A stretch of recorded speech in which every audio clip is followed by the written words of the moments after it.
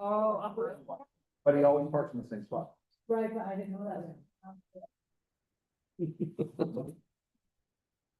Ladies and gentlemen, at 7 p.m. on December 2nd, I, Mayor Kate Sykes, call this meeting to order. This time we get a roll call, please, Ms. Cannavale. Counselor Thunderbird. Here. Counselor Duffloff. Here. Counselor Katie McMillan. Here. Counselor Smith. Here. Counselor Dennis McMillan. Here. Counselor McLean. Here. Mayor Sykes. Here. Please rise for the pledge of allegiance. I pledge allegiance to the flag of the United States of America and to the republic for which it stands, one nation, under God, indivisible, with liberty and justice for all. Thank you very much. Is there any additions that need to happen to the agenda from staff as it stands? Any questions from council? There being none, I'm looking for a motion at this time. Mr. Mayor, I'd like to make a motion, we approve the agenda as presented. Thank you for your motion. We have a second time, please. First and seconded. Roll call. Counselor Thunderbird. Aye. Counselor Duffloff. Aye. Counselor Katie McMillan. Aye. Counselor Smith. Aye. Counselor Dennis McMillan. Aye. Counselor McLean. Aye. Perfect. Moving on ahead now to 5.1, swearing in officers Martinez, Pedro, Sotelo, and Joshua King.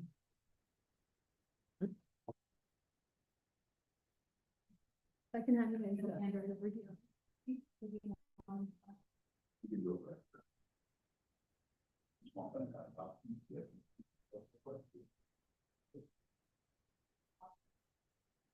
Over here, guys. Brief introduction of yourselves to the council and Mayor. Hello, council. My name is Joshua King. I grew up in this area. Joined the military right out of high school and hopes of pursuing a law enforcement career. After I got out, kind of ballooned up a little bit on my weight. Darren, he knew me, my head is. Lost a lot of weight, started a gym, and it's doing well enough to where I can step away from it and pursue the career I've been looking forward to my entire life. I'm really excited to join and work with all of you. Thank you. Hello, everyone, my name is Pedro, as you guys have heard. I'm very new to law enforcement. This is going to be my first law enforcement job. I was born and raised here in Irvington, so I have a very good knowledge of the people here, and I'm very thankful to be able to serve the community that I've been part of for a long time, the county that I've been living in my whole life. Prepared, and I'm thankful for the opportunity that I've been given to be able to serve my community, the people that live in it, and to be able to bring another layer of dedication to what I'm here for. I'm not here to mess around. I'm not here to do anything bad, but like I said, I'm thankful for this opportunity, and I'm here to protect and to serve and to be a standing member of this community. And I want to say again, thank you guys for the opportunity for sending me here and for listening to me. Thank you, Pedro. After 10 years of service to the Board Police Department, I still get nervous. But they made it look natural. I'm gonna try to make it as natural too. So I'm Martinez. I come from Board Police Department. I've been doing this for close to 11 years now, and excited on this new journey that I'm embarking, and excited to be working alongside with some of the officers that I've trained with. Excited to be with Umatilla. Looking forward to a long-term career here and to serve in the best of my ability. Thank you all. Thank you. Welcome. Thank you very much. I speak your name. As a Umatilla police officer, As you serve to the officers, do solemnly swear it's also special that I will support and defend that I will support and defend the Constitution of the United States of America, the Constitution of the United States of that the America, Constitution of the State of Oregon, the Constitution of the State of Florida, and the Charter and ordinances the Charter and ordinances of the City of Umatilla, the laws thereof, the law thereof, as well as the rules as well as the rules and regulations and regulations of the Umatilla Police Department, of the Umatilla Police Department. and I will faithfully, honestly, and impartially discharge the duties of a police officer to law. And I will faithfully, honestly, and impartially discharge the duties of a police officer during my continuance therein to the best of my ability, so help me God.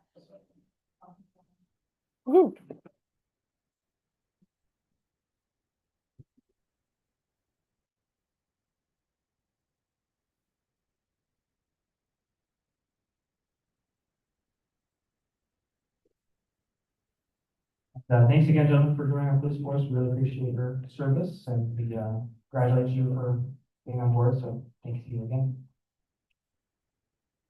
Next up, we have the Chamber of Commerce 2025 quarterly report.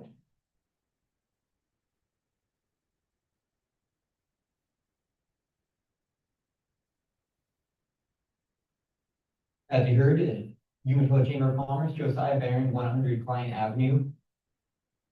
Council, Mayor, glad to present to you the fourth quarter report you have there in your packet. And I thought I'd add a few things, hopefully that were a little bit nice. I don't think I actually added pictures of the board of directors before for you to see. And got those great pictures taken from our member Casey Place Photography. But then if you'll see our membership, have continued to increase our membership from, we're at 99 members now with the 23 new members just from since the beginning of this year. So it's been good growth that continues to build, as well as Umatilla continuing to grow and build. So there's still a lot of room for opportunity and more businesses and organizations to be part of the chamber. And you'll see on the next page there, overview of the financial report. And hopefully you found a little bit more. I was listening to some of your feedback from last time, some of the questions you had, added a little bit more breakdown details that I hope were helpful for you.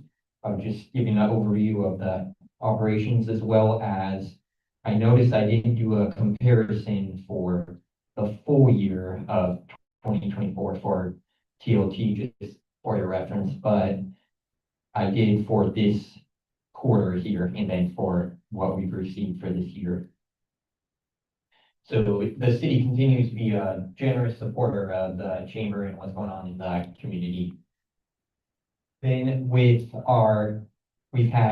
continued our quarterly luncheon begin this year with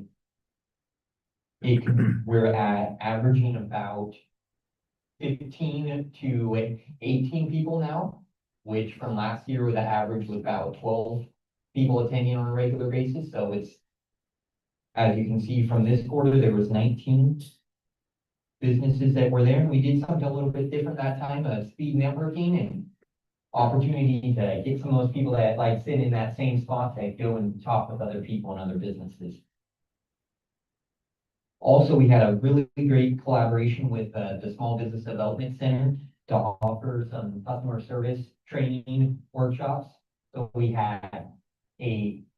offered it English and in Spanish on 2 separate days, and there was 3 different attendees that attended on both days.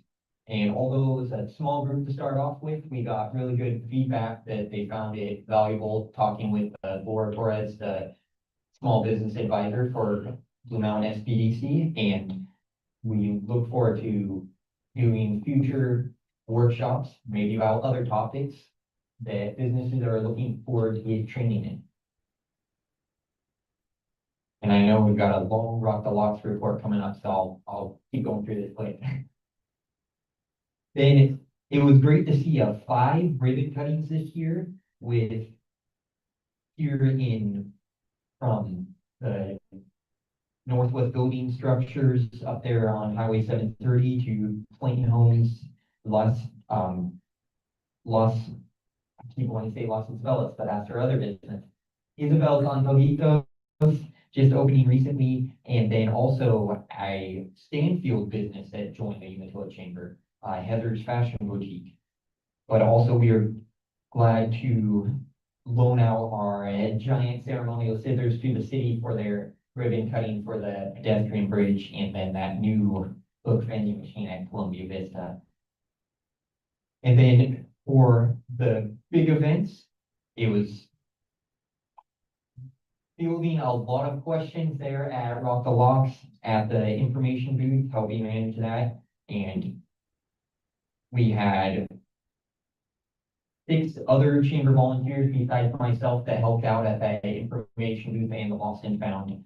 And it was a good experience there. And we also distributed, as you can see, about 3,000 of the Rock the Lock festival map and guide to different people.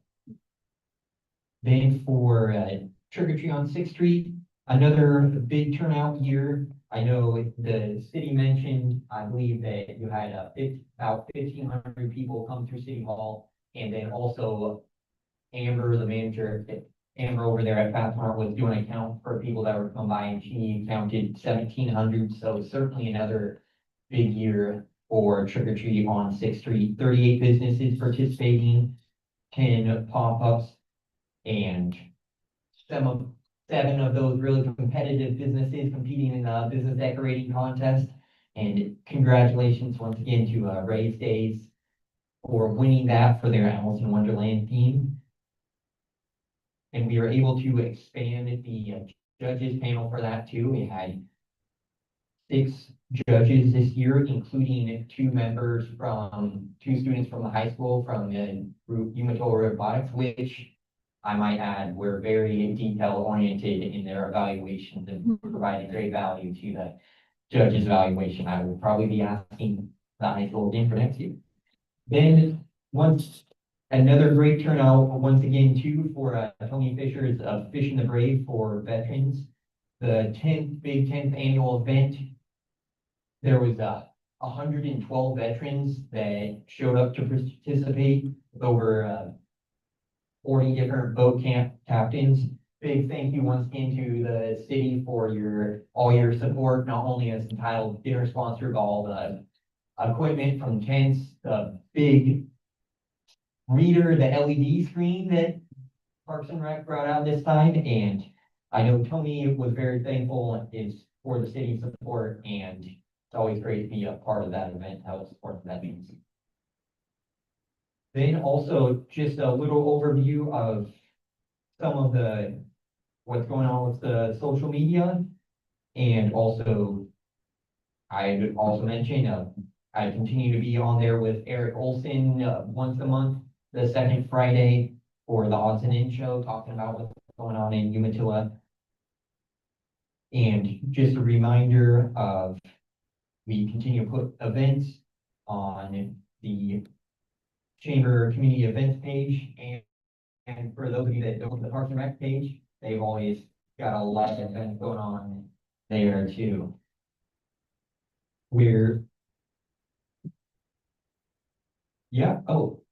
One more thing, and then if not, then I just wanted to mention a couple of upcoming events. So our last order of luncheon for the year is coming up this next Tuesday on December 9th down at the Chamber office. We'll have Caitlin Pay from the U.S. Chamber there as our special guest speaker, and Pozole from Donita's Tacos for lunch. So it'll be tasty. And then that following Saturday on December 13th at Columbia Vista Elementary, we'll have the Umatilla Posada and Resource Festival once again this year. Any other questions, council? Well, with that, thank you very much. All right. Well done. Thank you. No further questions, moving on to 5.3, the Locks Post report date. Yeah, thank you, Mayor and Council. So the report's there in front of you, 22 pages and a lot of different attachments. I'll read some highlights through here. I'll kind of go through some of the things that I think were kind of unique to this year's event, and some positives, the negatives, and happy to answer any questions that you might have. The overall, if you were to try to summarize Rock the Locks, this year compared to last year. The short version of it is that the event was flat. Finances were about the same as far as total expenses, as far as the cost recovery amount. Revenue did go up, but expenses went up more. And so overall, actually, was closer to the same level as it was in its initial year as far as the net cost of the event. But we did have increases in revenue. I'll talk about that a little bit more. Some of the things that really pushed onto that. So if you, in the executive summary, I'll just kind of read the last couple of paragraphs there. It experienced moderate revenue growth, but also higher operational expenses driven by industry-wide inflation, rising production costs, and our demographic shifts in attendance. So this Rocky Locks 25 had a lot more sort of metal bands this year, and some of I would call them younger, although they're not young. They're bands from the late 90s and early 2000s than what we had done before, which was sort of late 80s and 90s. So that brought our demographic down, and you'll see in the report, I'll get into that in a minute, but the cost or the spend of each person at the festival was less per person that was there. We think there are a lot of factors, but the likely bigger factor of that is that our demographic got younger, and younger people spend less at festivals. The other big part that came with it, and I'll highlight that in a minute too, is sort of I don't know what you want to call it, the culture of that younger demographic was to our camping. We had a lot more people camping, but that also meant a lot more people in the campground would socialize, drink their alcohol, and then come into the event rather than come in the event and buy our alcohol and buy some of our stuff. So some of that led to lower sales throughout the event. Section 1 covers the source data. I'm happy to answer any of those questions there. Again, we have this report is a synthesizing of all of these different centers of data and information, and a description of each of those are provided for you there. Some information on who came to the event this year. We actually had lower unique visitors to the event this year, 5,211 compared to 5,562 last year. And but the visit frequency was higher. So what that means is that the people that came stayed longer. So we had more 3-day ticket sales or 2-day ticket sales rather than 1 day than we had in the past.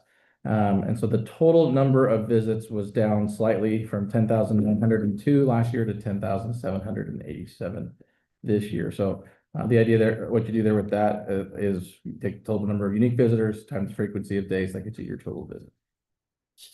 One of the things that's kind of interesting is this figure 2 is where does people come from? So this is the first year Umatilla, the majority, just edging out Kennewick very, very slightly.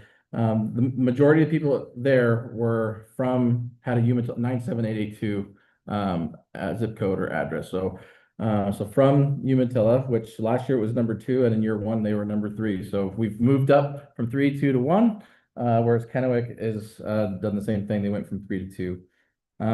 Which really, we did a lot more marketing and information sharing this year to Umatilla residents to let them know that depending on where you lived, you either got free tickets, buy one, get one free tickets, or 50% off tickets. All residents of Umatilla got half off tickets, so with a limit of 4. And so we marketed that and pushed that, and it seemed to have been well received by, you can see more people coming from here. Moving through, we adopted the same economic impact analysis as Eco Northwest. You might recall earlier in the year in the summer, they did an economic impact analysis for a Umatilla only impact. So this is just the city limits of Umatilla, not a regional impact. And so using their same methodology, if we go, kind of move forward a little bit. If you go to page 7 in the report, figure 4, that's how they break it down. We break it down as a local, a day tripper, stay at a local hotel, local RV park, the festival RV, camping overnight at the festival, non-local hotel, and other non-local stays. And then we added this category, which was a Thursday night only. Eco Northwest didn't gather that into their report. We captured it because we had 468 people in the campground on Thursday that arrived that day. And so even though the event might be just that 3 days, so we did a Thursday 1 day only, and we did it at their That's their rate. Their 1 day rate is the $97 a day rate rather than a 3 day for the same festival RV site. Go back up a little bit again. So that net impact though to the event, excuse me, let me get back to the report. So if you go to figure 3 in the report, that gives you your net revenue for the event. So the event brought in a little more than $1 million in total revenue this year, or an increase of 142,000 or 16%. But the expenses increased by 276,000 or 13%. So that's a net increase of loss of 133,000 compared to the previous year, which is almost identical to the first year of the event.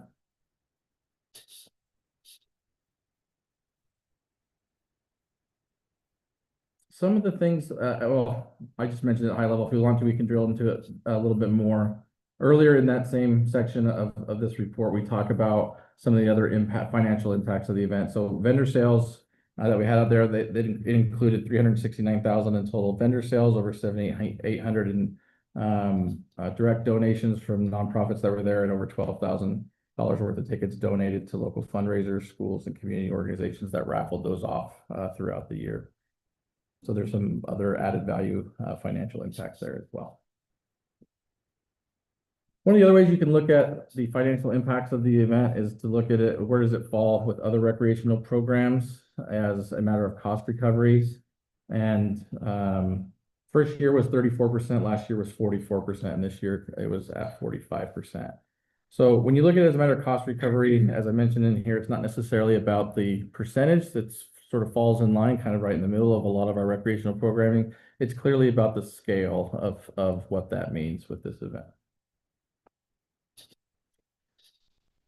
So when we look at the event, I'll just kind of read it. The evaluation for RTL must consider its alignment with the city's adopted Parks Master Plan, the statewide comprehensive outdoor recreation plan, council's adopted goals, and other relevant goals, plans, and budgetary frameworks of the city. The essential question then emerges whether it is strategically appropriate for the city to deliberately invest in quality of life recreation programs and support for local and regional businesses, despite a known currently net negative revenue outcome in RTL. Historically, the city has consistently affirmed the approach here, but we acknowledge that concerns regarding RTL's financials will stem from that scale. One of the things we'll address here, really kind of at the end, then comes down to where does this event fall and its costs associated with it, with all city programs, or at the very least general fund programs throughout the city. But one thing, and I'll kind of jump ahead again a little bit, is this section here, sort of this recalibrating our cost recovery projections and expectations. So the goal for this year was to reach a 64% cost recovery. We didn't get there. We barely moved the needle up. So kind of looking at what we've done with the market, what we have here, we have a much more conservative estimate for next year, thinking that we can probably get to 59%. But there's no guarantees with how the finances are with this event, and that's what we're trying to put here in kind of the end of, well, throughout the report is the question really comes down to where does Rock the Locks fall in line with all the services that we provide with the city, and what do we believe that its revenue potential could be and net cost recovery could be. And at the end, in the conclusion of the report, we state that the event may never reach a net zero, and it may never become profitable. And it may actually we don't know what it is yet, but it may have a cap of cost recovery. It may only get 60% or 70% or 80%. And so the question then becomes, is that reasonable? Where does that align with all our other goals and programs that we have? Staff does not answer that question. We ask it sort of rhetorically, but we anticipate and look forward to that discussion a little bit further here tonight. Yeah, please. How many years again did we say we're going to Rock the Locks for? The council, I think is. Yeah, in August, they approved it through 2028. So 26, 27, and 28. real quick, the last 3 years back then, after is just over 3.5 million we've lost in 3 years. The net cost has been 3.5 million, yes, All right, thank you. sure. So some of the things that we learned for, page 9 of the report, I go into growing financially for 26. One is, strengthening our engagement with our demographic, recognizing that the bands that we are looking forward to selecting this year, and we already have some moving forward under contract, is going to move that age demographic towards the older side of our 35 to 55-year-old, getting back to, excuse me, what worked as far as the demographic is per day or per event spending per person. We're looking at some refinements to our VIP pricing and discount structure. So every year VIP's been kind of tricky. The very first year it was unlimited drinks, and we kind of lost our shirt with that. And so last year we limited it to 15 as we looked at, even though we had unlimited the first year, we looked at, well, what did most people have and how can we reduce that some to save some costs. So we did that, but then, people are clever and find ways around our systems. And so they still kind of skirted it a little bit. So we have some VIP pricing and discount structures of the event that we still need to work through before we put our tickets on sale here in the next coming months to help mitigate the risks of costs associated with running the VIP area and the bar. The other seems pretty straightforward and basic, and we are already doing this, but continuing to listen to and trusting our fans and loyals of the event. They came up with some really cool ideas in there. I don't know how many of these are feasible or not, but we'll continue to work through it on ways to enhance the event, what artists they want for the event, what the again, late 80s, early 90s seems to be where they want to be, but also some good mix with some contemporary artists. A lot of them they encourage greater vendor diversity, especially with food. And then this comment was sort of over the top, like all the time, was this expanding, this is not a word, but Instagrammable features. This is a word in 2025. Means shareable experiences, take more pictures, that sort of thing. And frankly, they're going to do the marketing, help us doing the marketing for us. And so right now we have just some general backdrops and stuff like that, and some other opportunities that are there. But we really can look at ways that are pretty cost efficient and it might have some good ways there so people can share. Some that were interesting, I highlighted, someone said, find people with hot air balloons. They don't have to fly, but have them glow those up at night, offer them tickets. That could be kind of a fun thing to do. I never thought of that. Fireworks, I don't know if we could do it. I don't know if we want to do that. But any sort of thing there. And then this last one was this family friendly exotic was sort of the underlying theme. What they meant by that were exotic pets. So there's a tortoise that's there. There were parrots that was there. There were someone had a ferret that was there. They kind of snuck some stuff in. They said, let's stop fighting this wave. Let's sort of embrace it and come up with some operating policies for it. Have some sort of way in which we can control it. It's an interesting idea. Somebody said a capybara, so I thought I'd put it in there because I thought that was pretty outrageous. But I thought, why not? We'll go ahead and highlight that somebody said a capybara. I don't even know if we have any of those around. I really thought that was your list. I thought that was some, member of the public. That your list makes it even. Sure. But some positives again, 93% of the attendees reported that they're very likely returning again in 26. And we saw, which is similar to the in 24, that number was 96%. So very similar. We didn't see 96% come back, but we did see about 50% come back. And so we do anticipate getting return business. And then others sort of, sharpening our focus on local and regional communities. So we spent a lot of money in our marketing campaign this year based upon consultants and our marketing firm to go after some of the large metro areas, specifically Portland and Seattle. And it yielded very little return. Like we literally had, I think, 7 people from Seattle and like 14 from Portland. And so it just, the return on that investment just was not good. While we continue to see growth in Kennewick and Pasco and Pendleton. And so there's, at the moment anyway, there's, as the festival continues to grow, there seems to be a lot of interest of it growing here, with Tri-Cities, the Pendleton population centers. And perhaps we expand that net in those bigger areas a little bit later, but reappropriate those funds here is more likely to have a better return on investment for that. And then others made some suggestions about, one of the ways you can do that too is your early in the day bands. We have plenty of talented people that would be willing to be part of a festival like this to be early in the day between noon and 4 and get paid, a couple $1,000s or less, be one of those first or second bands on that second stage. And they bring all their friends and family to be part of that. That alone could bring in, per band per day, could bring in maybe 100 people.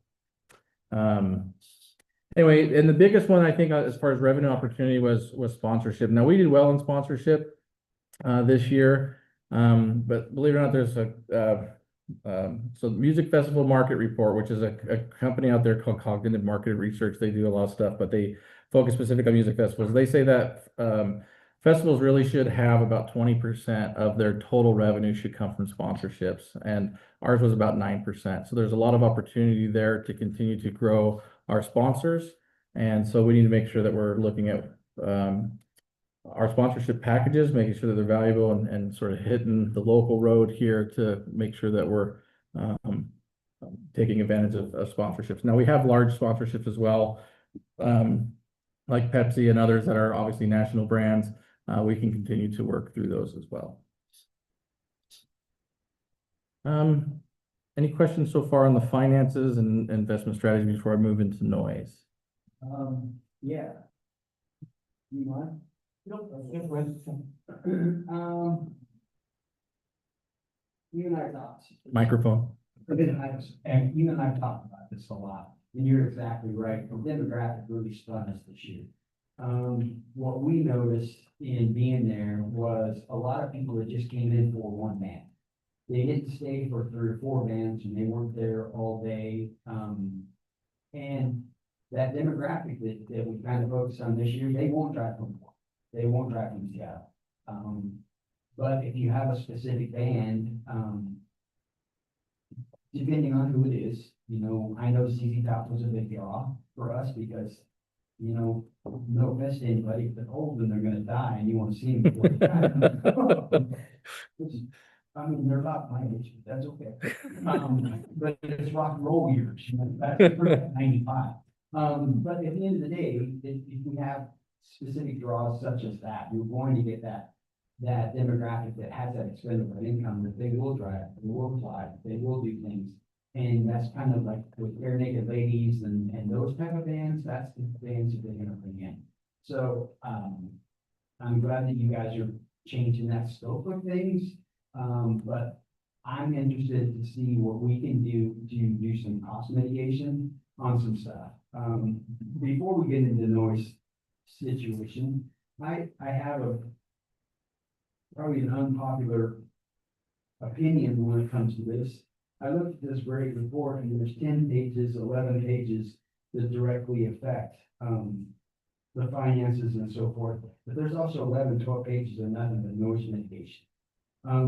While I understand the complications that we go through with a group of individuals that have 10 houses, I think that we as a group really need to think about the 5,000 people who went to the festival and all the people in the surrounding area that are affected, not just those 20 people. And we spent hundreds of thousands of dollars to accommodate that street, which I understand their plight and I understand they're uncomfortable and that's wonderful. But at the end of the day, I truly believe in it. And I'll go to the grave thinking this. Sometimes I have to, in this case, have the majority, not the minority.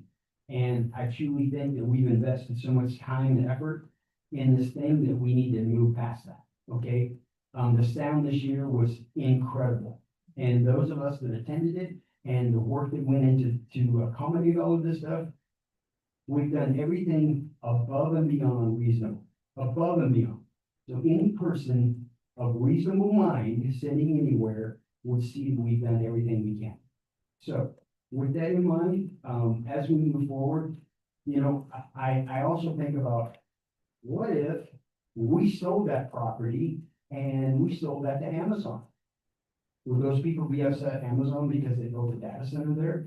Because they moved there, and they moved to a golf course? Well, there's nothing they can say. Ultimately, what I'm saying is I understand that they live at a golf course right now, but if that venue was to change to something else, there's really nothing they can do. I apologize and I understand their plight and I understand they're uncomfortable. But at the end of the day, we need to have a bigger perspective. I would agree. Any further questions? Go. I was just, Go ahead. I was just saying, I agree. I'm with you. We tried everything we can, and I'm not saying we can't continue to do our best, but I gotta move forward. Yeah, Mr. Smith. go ahead. Well, I think the amount of money that's been spent is enough. We have invested in things that we hear the next few years.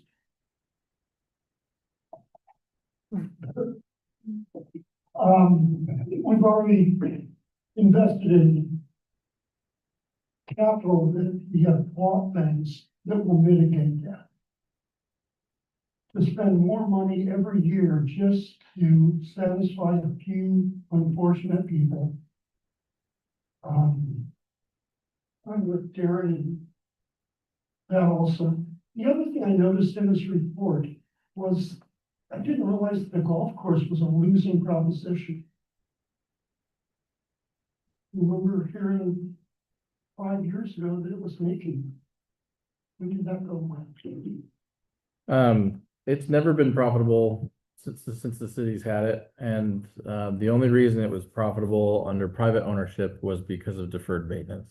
So deferred maintenance and significantly cheaper labor.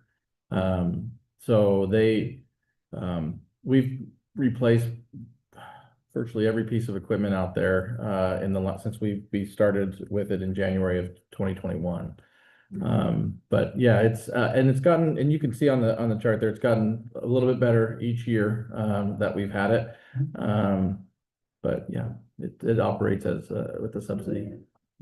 The city programs that don't cover costs. That's why we pay taxes. Yeah. Agreed, yeah. Mr. Bruce, anything to add?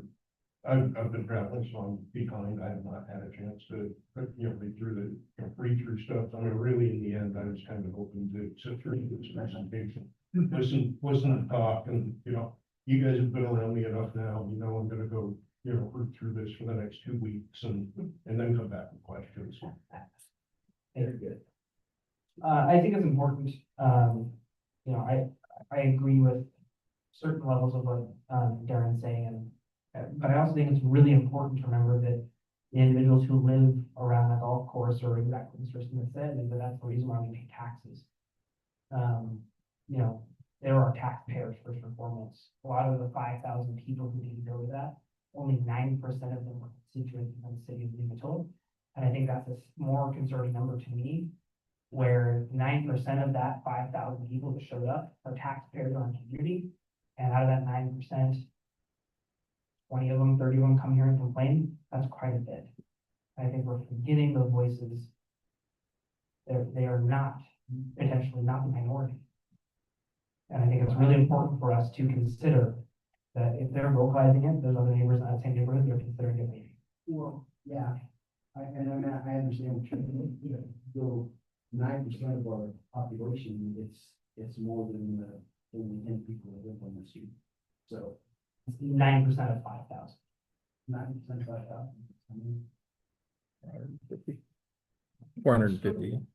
Well, higher than 20 people. So. Yeah, I agree with that, but I think it's really important to understand that we're still talking about our taxpayers, our constituents.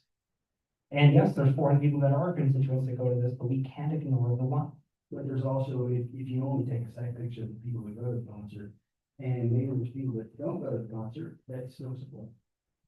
So if I could be bold to interrupt you for a moment, because I think we have a pretty decent solution to what you're talking about right now, and because the two really go financial accommodations and sound mitigation efforts. And we kind of have a suggestion towards the end of the report here on an alternative way to move forward with this that seems, at least in the initial conversations, to have I would say at least a moderate, if not a strong level of support from a lot of those neighbors. And I'm happy to step back and let you keep having the discussion you're having at the moment, but perhaps it might be more helpful or help structure some of the continuation of the discussion, if that's all right. All right, I appreciate it. Thank you. Okay, so when it came to noise, there's quite a bit of interesting things that we learned through the event this year, but I will mostly focus on some of the main highlights of the, sorry, it's kind of in the wrong order. So if you go, I mean, it's the right order in the report, but not what am I talking about. So page 16 of the report on under figure 9, you'll see that our efforts this year, we took the recommendations from ABD from 2024, which is our sound engineer from 2024, and we incorporated almost all of those. And then which included, we purchased this year because council approved for rock blocks to go longer. We purchased instead of leased the sound curtain. This year it's 18-foot instead of 14-foot. So to your point, Councilor Smith, we have some of these one-time expenses. We bought the trailers, we bought the curtains. We won't have those in moving on. But we had at, so M3 is directly behind main stage, and M4 is essentially behind stage 2.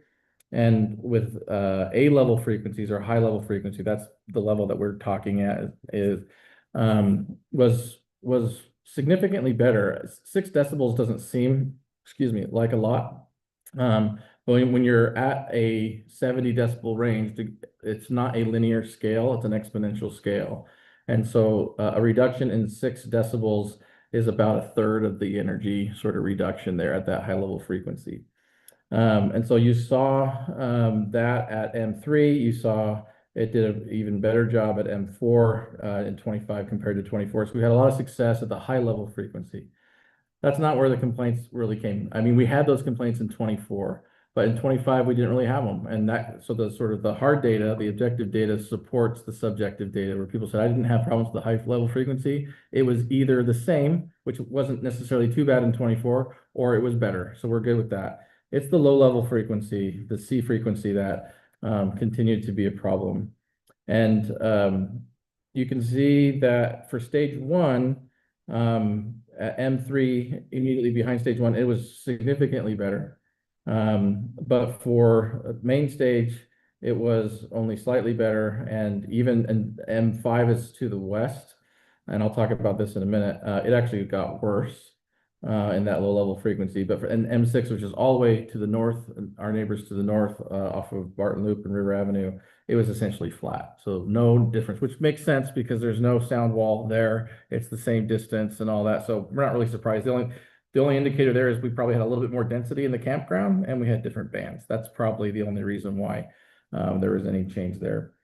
So if you scroll up to figure 8 above it, this is what I think was probably one of the most telling. We all kind of experienced this while those that were there and did the tour during the event, but this is, I thought, a pretty powerful figure. So this cardioid radiation pattern that they put in, it's essentially what they will offset low frequency. It's highly effective going backwards. It is not great going sideways from the way that they had this set up. And so you have these sort of linear lines on here, and you can kind of see the effectiveness of this pattern. And so going straight back or off to this section here to the side, we're good, even as much as 35 decibel reduction from the front of house to the house here. So the wall's doing great. As soon as you get this diagonal one here, you go all the way out here to M4, you can see it didn't do anything. we had two issues going on with this as we get this way. One is, again, we don't have any way to offset those cars because we can't shoot it forward because now you're ruining the festival goer experience.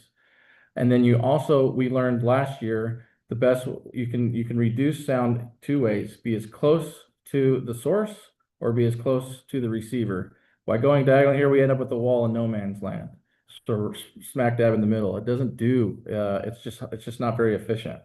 And so you get this going on here at the main stage. You get kind of the opposite thing going on at stage two. It's the exact same. They didn't provide the stage, but you the same thing. These back here going backwards for stage two, no problem. But then you're going opposite way for stage two for these homes over here. And so one of the recommendations that's in ABD's report is, and we need to kind of figure out logistics so we can do this, but these stages should be turned more due north. The more due north these stages can face, it seems counterintuitive.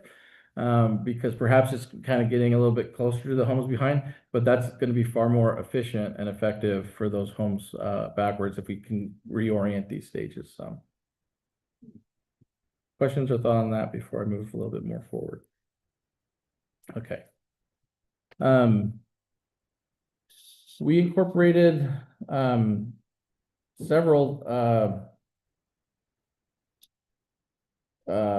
from ABD. One of the big things that seemed to be appreciative of that came through in the comments was we had no generators backstage at all. So everything was either solar powered or direct wire connection this year. And so those, and you can see in there in the attached report, those sort of weird sounds that kind of went off sometimes at 1 in the morning or 3 in the morning. Those just were completely eliminated and gone because we didn't have. And then we operationally changed our policy. So anything that has, reverse sound beeping was not allowed backstage between midnight and 8 a.m. And so we just didn't have any of that going on.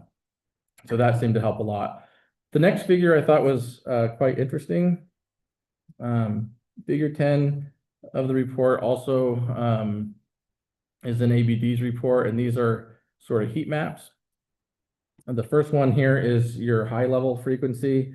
Red is really loud, green is not loud. The darker the green, the less noise, the darker the red. If you get nothing is purple, so the louder it is.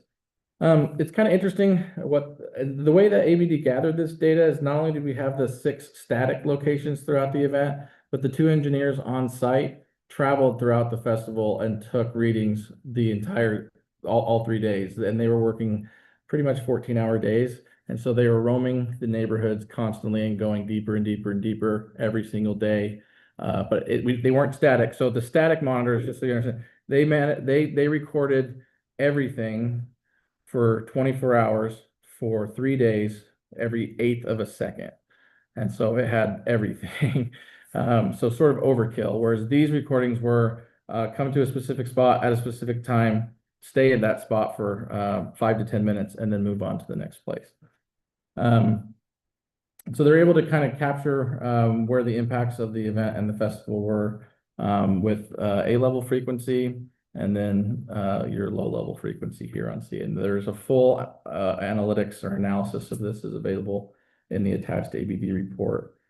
But what's interesting here on this heated map on the B weighted frequency is you can see, I think, pretty clearly with no barriers, no cardioid patterns, none of that, you can see kind of how far that low frequency goes linearly, but our effects are having a positive effect on reducing the sound. But as you can see with main stage and here, this sort of no man's land here in the middle is not nearly as effective as it was in these areas here. And so again, later in the report, there's that recommendation for that due north change. So ABD gave us, there's 4 options that we're recommending for sound mitigation in 2026. Some of them are like this, physical at the site, and then kind of a change in philosophy, perhaps with some of the neighbors. The first one is to strengthen enforcement of the mixed position and noise limits. So one of the things and I haven't touched on this yet, but we had at the event, we had contracted with the bands and their tour managers this year of a maximum limit set at the mixer at front of house of 99 dBA, and 106 dBc, so the low frequency. PSI, our actual mixing engineer, didn't really have a good way to monitor DVC levels. They just didn't have a good way to do it. They had a terrific way to monitor DBA, and so we had monitors at each of those mixers at the front. We had ABD there nearby, and so what they ended up doing to manage the low frequency was essentially manage it through correlation. So if A is high, C is correlated high, but it's not a 1-to-1 ratio. So what ended up happening was a very high level of compliance with DBA, not 100%, but pretty good. But DVC was kind of all over the place. It varied from band to band and from time to time, and it wasn't an efficient way to do it. And so they say in their report that if we were able to actually come up with a way with PSI and have them monitor it and enforce that in lifetime, those low-level frequencies could be reduced by as much as half if at the levels that we had. So they didn't suggest that we even needed to lower them. They said our levels were actually appropriate. PSI just didn't have the ability to monitor that. So we need to get that into our PSI contracts and pass that on to our bands as well. So those solutions are refine the enforcement sound limits, strengthen monitoring capabilities with PSI, and prioritize customized neighbor feedback. And one of the things that was tough this year, or a bit frustrating, I'm sure it was frustrating for the neighbors, but also frustrating for staff, is that understandably so, a lot of in years 1 and 2, we just didn't have the ability to really address anything in real time or live time. We didn't have contract language that we could enforce. We didn't have proper sophisticated sound equipment that we had in those first 2 years. And so in those first 2 years, we got a lot of complaints, people saying, can you please change, can you update that? And we weren't able to do much. And so even though in this year, we met with several neighbors weeks or months prior to the event, and even the day before and the day of the event, and we communicated, here's our number, call it directly, we can adjust this and change it in real time and live time. After our first sound checks on Thursday afternoon and early Friday morning, we didn't hear from a single neighbor the rest of the event. And we misinterpreted that as it must be okay. We're not, because in the years before we were getting a lot of complaints and people were calling, but we didn't get it. We didn't get any complaints after 9 a.m. on Friday. That phone didn't ring not one time. And so what was frustrating with that is we actually had the ability to adjust in live time this time. And had we got those calls, we could have made those adjustments. And we were making adjustments in live time at the front of house with the mixer and keeping the DBA working really, really well. That's why the compliance was so high. But because we weren't getting those complaints on low-level frequencies, and because we didn't have a great way to actually monitor that low-level frequency, we interpreted that as it must be okay because we're not getting those complaints, and DBA is doing good, so we must be doing all right. So that was a sort of an operational error, a system of errors that occurred. So what we want to be able to make crystal clear for 2026 is that we have the ability to make adjustments in live time. We have contractual obligations and ways to enforce those contracts so that we can make those adjustments during the event.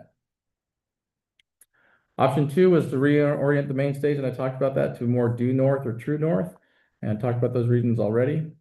And the last option here is really this kind of what I wanted to focus and to get more to your comments, Councilor Duffloff, is this explore mitigation alternatives. So I'll just read this section here. It says the city's considerable investment, both financially and operationally, in sound mitigation reflects a genuine desire to be a good neighbor while balancing broader community goals tied to the festival. However, after implementing the recommended improvements outlined in options 1 and 2 that we just talked about, so those are the hard physical changes that we can do. We also believe that we're approaching the point where further traditional physical mitigation would require disproportionately high ongoing costs with diminishing benefits. This is the law of diminishing returns, right? So imagine you sit down to your favorite steak dinner, that first bite, it's the most delicious bite ever. That second bite's so good, but that last bite isn't as good as the first and second. It's the same sort of idea here. That's law of diminishing returns. So you continue to invest and you just gets a little bit less and less on what that return is. So with 2 years of detailed ABD data, the city can now more reliably forecast sound levels at specific residences. While reasonable people may differ on what constitutes an acceptable level of sound during a major outdoor music festival, it is equally important to honor each neighbor's personal experience. For some, even substantial technical mitigation may never produce a satisfactory outcome. For the past two festivals, several residents most affected by noise have expressed interest in more personalized, non-technical mitigation options. These ideas ranging from structural home improvements to upgraded VIP passes to golf memberships to travel stipends reflect a willingness among neighbors to work collaboratively towards solutions that best fit their individual needs. As highlighted in Engage to Elevate's report, it may now be both practical and more community focused to shift some of our efforts toward customized mitigation alternatives for the most affected neighbors, while maintaining strong real-time control during the event itself. This approach will require clear eligibility criteria, a fair compensation framework, clarity on transferability of the mitigation agreement, and reasonable expectations regarding participation in the program. What that means is, how do we determine who are the most affected and under what terms would we set up if we were to set up some sort of alternative mitigation idea? So although this represents a shift in strategy, we believe it offers the best likelihood of achieving a genuinely positive, mutually beneficial outcome, one that respects neighbors' experiences, strengthens relationships, and may ultimately reduce long-term city costs compared to continuously escalating technical measures. What that means is ABD costs about $75,000 a year to run their tests and their monitoring. Jensen was $65,000 a year. Other consultants that we have working for us range anywhere from $5,000 to $15,000, depending on it, all focused on noise mitigation. If we were to do something like this, set some sort of limit that says it's, I don't know, $1,200, $1,500 equivalent, which is kind of what the cost of a couple golf membership is. And they say, that's good. If you can help me out with something like that, I'm willing. That's sort of the offset for their heightened level of impact than perhaps somebody who lives in South Hill who isn't impacted really at all by the event. And then looking at sort of this idea of transferability. So the Oregon State Supreme Court, I don't have the case in front of you, but it created sort of a term called arriving at the nuisance. And so the idea there is that it's this buyer beware mentality. So if you buy a home and you sort of need to be aware of what's going on there. So the event's been there for 3 years. It's approved for 3 more years. Houses that are sold now, you know the event's going on. So this sort of mitigation requirement wouldn't necessarily be reasonable to transfer. Whereas those that have been there prior to the event certainly bought it, and we've heard these comments that they bought it with the idea specific to live on a golf course. They're notorious for being quiet. So this certainly is outside of what kind of the normal and day-to-day use of the golf course is. And so this kind of acknowledges that we have, and then it also acknowledges that there are some neighbors there that have their own unique circumstances that have really nothing to do necessarily with how much noise is there or not, because of their own unique circumstances. And so this gives an opportunity to find a way in which we can perhaps accommodate that. So that's what we're looking at here. So instead of spending upwards of $100,000 a year on consultants and engineers and so on, in 2026, it may be worth exploring this further. It could be somewhere between 10 and 20,000 in cost as an alternative, save you about 80% of the cost, and may even be considered a better alternative for some of the neighbors that are there. So that's something that we want to think about. We look forward to discussing that further too before I get into sort of the conclusions there. So any other thoughts, comments about noise and finances, I guess? So I know, go ahead and push ahead. All right. So lastly, in your resolution in August, everything that's in this report follows what was requested to be in the report. So we added some public safety features. The short version of that is both the neighbors in McNary and the people that went to the event felt very safe, either equally as safe as they are on normal day-to-day, or they even felt safer with some exception. festival goer experience was overwhelmingly positive. They strong satisfaction in communications, getting answers to questions, sound quality from the stages, lighting, so on and so forth. The biggest answer, or I guess one of the largest. Can you go back up to that part again where I saw the state of Rockville? Sure. Because it says 90% strongly disagree, or I just too colorblind? It strongly agree. Cool, thank you. I'm making- Yeah, no problem. What in the world? No, I got a red, green colorblind and a blue, green colorblind. So I tried to stay away, but this was the default that Google gives me. So And I'm like, I disagree with this. yeah, no problem. All right. All right. So with that, some ideas with I guess the underlying message of the report is some recalibration of expectations. Sound mitigation, we might want to look at other alternatives of that might be available to us.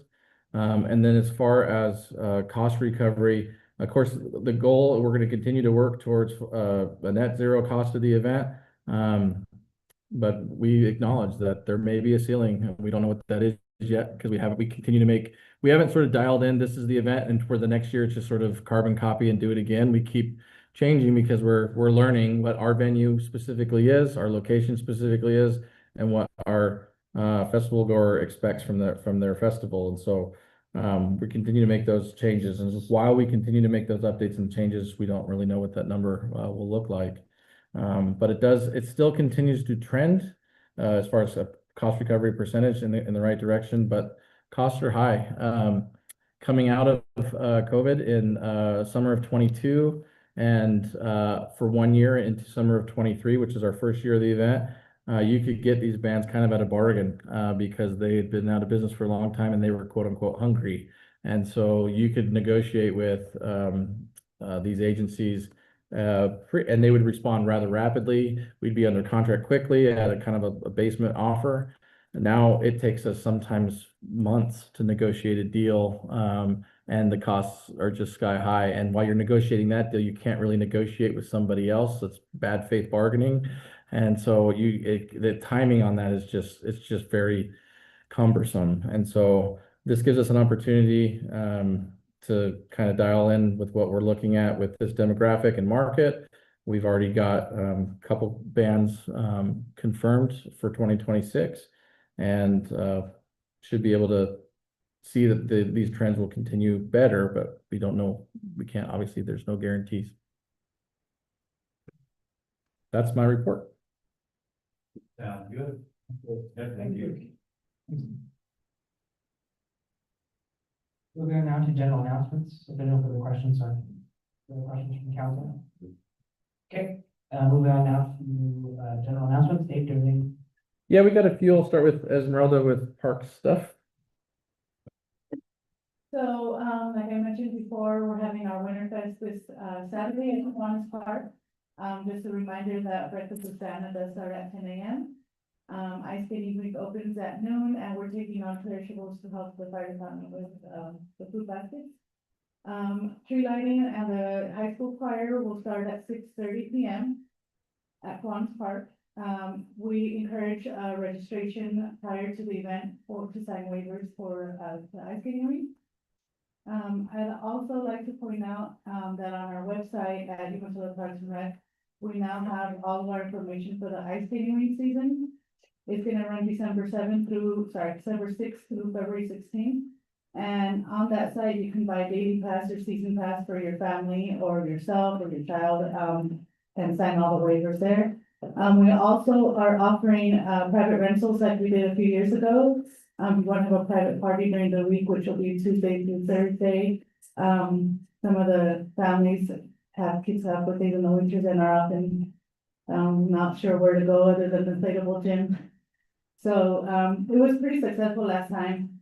So we're offering that as well. All the information again is online.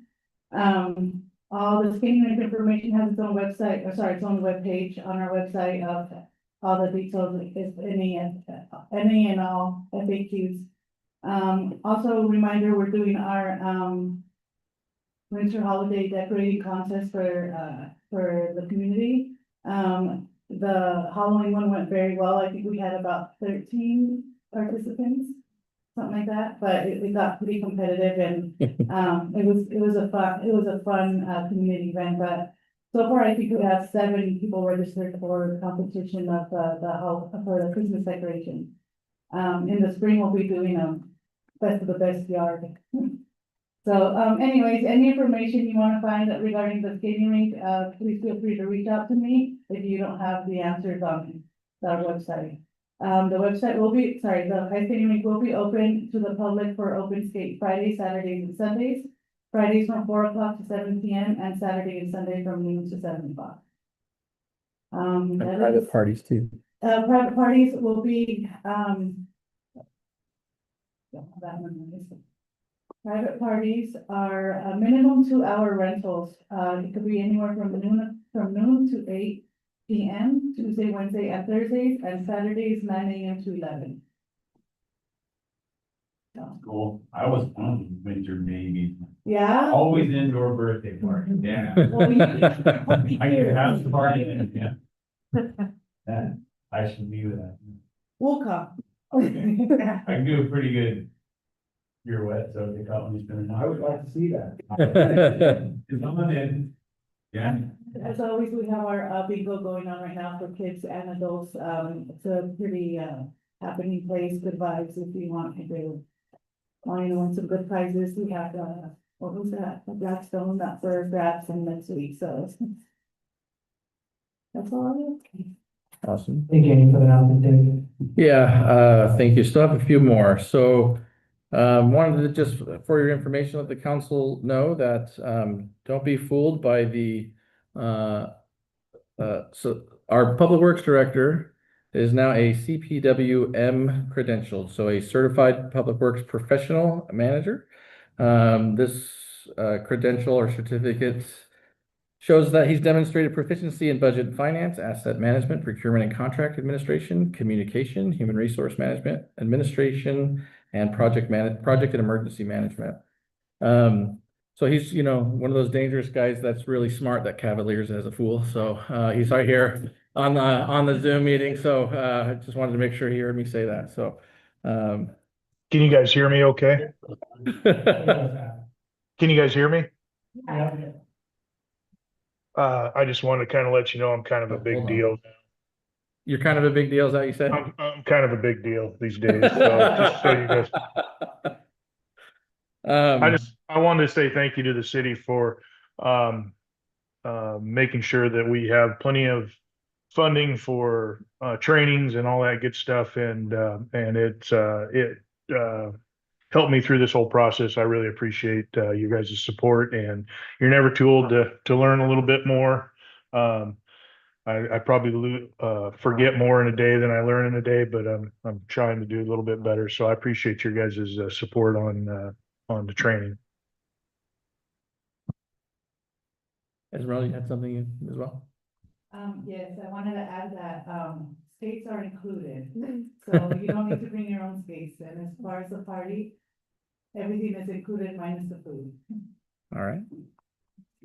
On similar with Scott, I also received my International City County Managers Association credentialed manager credential as well. And so that has practices, it shows proficiency in personal professional integrity, community engagement, equity and inclusion, staff effectiveness, personal resiliency and development, strategic leadership, strategic planning, policy facilitation, community and resident service, service delivery, technological literacy, financial management and budgeting, human resources management, and workforce engagement and communication and information sharing. So I was reviewed by the board, and I received that credential manager certificate. So I'm pretty excited about that myself. Thanks. Yeah, thank you both for continuing investing in continuing education. I mean, where we've been changing our philosophy as a city to reward continuing education as as a general practice. It's great to have two people in leadership positions investing time and effort in continuing education. I'm glad we're able as a city to provide the tools to do that.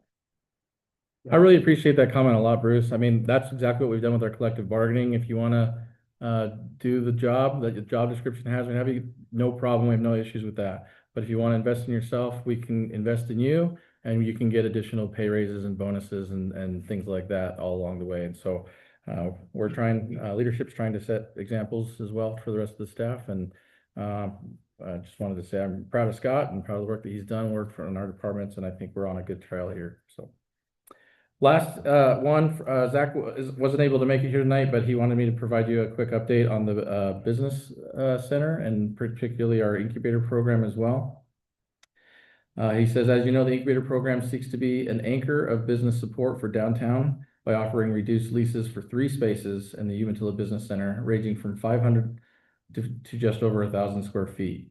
The program looks to market to new businesses, home-based businesses looking for a storefront, among others. This 3-year program offers assistance for new business owners to develop a customer base and a highly visible location, assistance with finance, marketing, and other programs to provide success. Community Development Department staff has developed an approved lease template and program policy manual to help provide a foundation for the program. All materials are currently under review by the Federal Economic Development Association before release to the public. This program is ideal for retail, office, professional services, and limited research and development. We also just, as you know, there was a little kind of historical federal government shutdown. And so the EDA is significantly backlogged. And so that's part of the issues with some of our permits, our processing, our programs. They're all sitting on the faceless EDA desk, and they didn't have anybody there. They had a longer than 40-day absence and furlough and that sort of thing. And so we're moving forward with that as quickly as we can, but that was a quite historic shutdown. Was there anything else on that, Melissa? No, our EDA rep just let me know that it had to go through their legal team. They were not able to give me an estimated date on when we would get approval, but let us know that they are working through their backlog. So as soon as we get it, we will release those incubator materials. Those are all the announcements I had. Moving on to public comments. Public comment segment allows community members to share their opinions or concerns and provide information directly to the city. The city council comments should address city-related issues and not pertain to items scheduled for a public hearing on the same evening's agenda. If you wish to speak, please complete the sign-up form. Including the topic you wish to address, please begin by stating your name and address when you're called. Recording speakers are allotted 5 minutes unless otherwise directed. Please note, comments criticizing city programs and operations are permitted during the segment. However, criticisms of individual city employees is not allowed during the public comment period. Concerns regarding city employees should be submitted in writing to the city's human resource manager for proper review and carrier operation. First up, we have Vaughn Martins.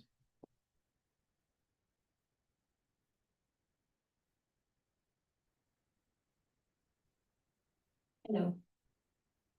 I just wanted to share my opinion today on the path rotation with you all. I believe that we should share the responsibility of the rotation with Hermiston, especially because we share the funding, and I think that is housing residents from all of Umatilla County. Instead of doing a 3-month rotation, I think that we should just offer a permanent spot and just say, hey, if you guys need to stop in Umatilla for whatever reason, you guys can. And that way, if they need to go to Hermiston and Umatilla, that option is always going to be available to them throughout the year. I just think that makes the most sense. If we're going to support transient people, that just seems like the best way to do it.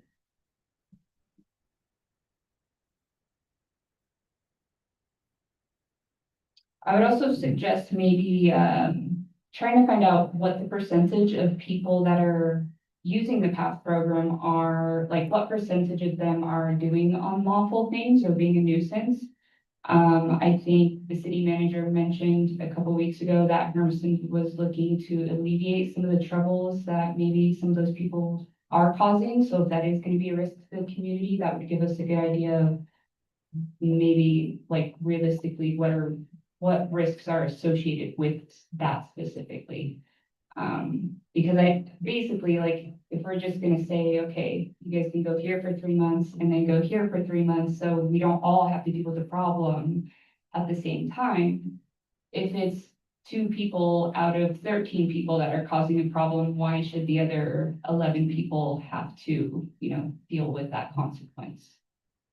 So yeah, that's just my opinion. I forgot to state my name and address at the beginning.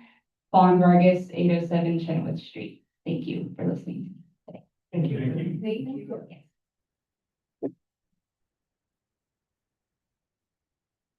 Moving on ahead now to the consent agenda, we have minutes from November 18th and 2025. Any questions on those, any mistakes, any errors? Perfect. Ready for a motion. I am ready for one. I move that we approve. Thank you. But motion, be a second motion, please. I'll second that. Bruce got it. I'm giving it to. Mr. Sister. All right. First and second, give a roll call, please. Counselor Funderburg. Aye. Counselor Duffloff. Aye. Counselor Katie McMillan. Aye. Counselor Smith. Aye. Counselor Dennis McMillan. Aye. Counselor McLean. Aye. Thank you very much. Moving on now to our new business for this evening. First up, we have 9.1 landing days, returning to a 2-day event and designating Friday night as Latino. Staff.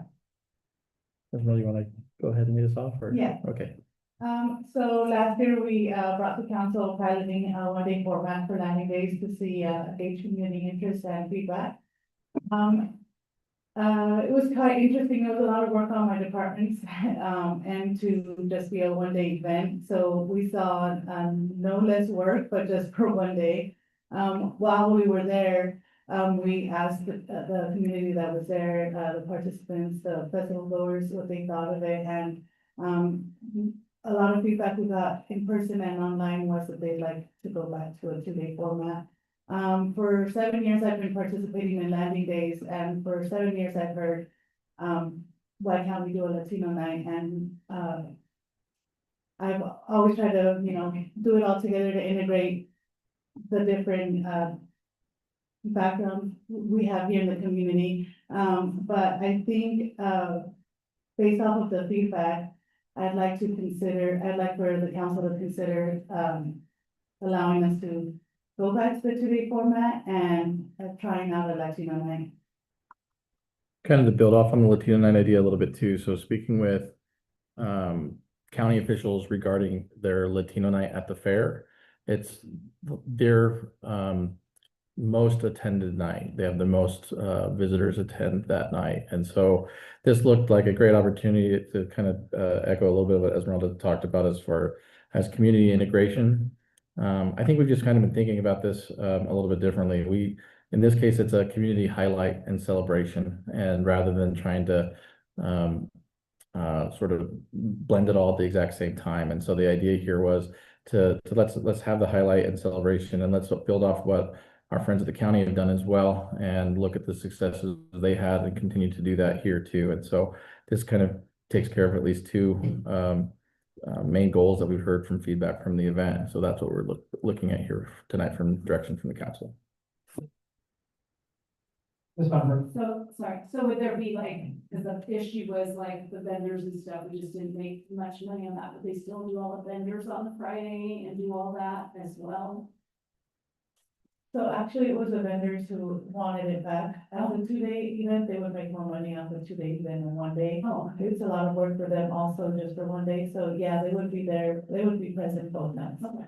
The bigger operational difference would be is that the logistical difficulty has been the kids zone, because they're traveling kind of all over.